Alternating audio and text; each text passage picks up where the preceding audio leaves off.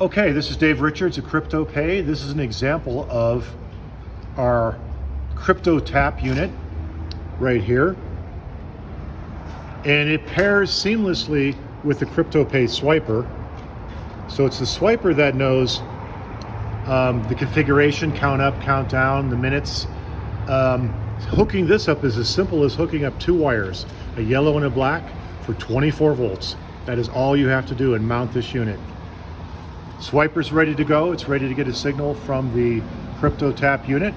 Tom is going to go ahead and use his phone. He's got his credit card. Let me scan on that for a sec, Tom. This is Tom's phone. His credit card is in his mobile wallet, and he's simply going to put it in proximity to the reader. Go ahead, Tom. And you can see that it's already verified. That's how quick this is.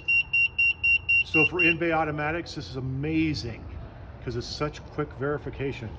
So you can see we're counting time and we're running the bay.